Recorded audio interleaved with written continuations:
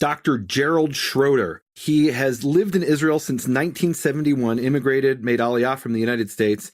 He has a PhD, a doctorate that he got in 1965, a dual topic of nuclear physics and earth and planetary science. He is a prominent author and teacher today on the topic of God and science. And in fact, one of his books here that I'm looking at right now, it's called The Science of God. He has another one called The Hidden Face of God. But now let's talk about evolution. Life developed from the simple to the complex via mutations. The problem with the word evolution is that it includes the idea that the mutations were random. Okay. That is intrinsic in the meaning it is used in American English. And I'm just going to throw this in. If any one of you people are lawyers, good, high-powered lawyers, let's take it together to the federal courts, and textbooks will have to put in that if they're using the word evolution, we do not know if the mutations are random or not. There are no data that support that the mutations are random. The mutations that made some lions stronger and some weaker did happen. The question is, what drove those mutations? And when the text and when people use the word evolution and say that the mutations were random, that is a theological statement. And according to the federal law in the United States, it is forbidden to teach theology.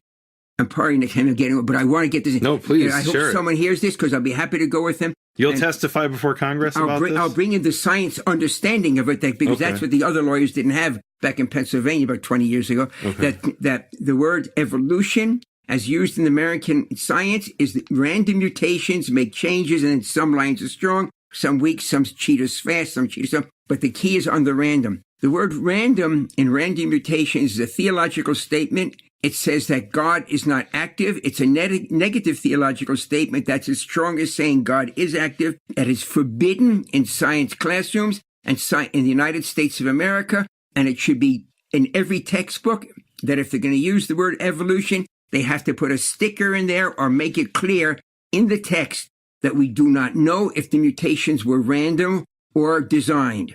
So that's what you're basically saying. You believe there's some sort of development of species, but the mutations that bring about that development is divine intervention. Is that what you're saying? My feeling is that you can't explain it mathematically by random reactions, and most scientists, even biologists, say you can't, but it did happen, it must be random. I think we can take this to the Supreme Court and actually win the case where you have to say so that we don't know the range. My understanding is life developed from the simple to the complex. I have no question about that. That's why I have the 6 days of Genesis flowing through you. You don't start out with people. You start out with life in the waters, which happens to be correct. So this was a guided development rather than random evolution. I think it's a mixture. Okay. If I see how God runs the world, like flood example, there are some things that are random. But overall, there's a guiding hand of God. God has a goal. There may be meandering. If one of my students, it was such a good insight. God is always present. God lets the system run itself. And when it passes a certain threshold of being beyond what God wants, God pushes it back. The flood is an example.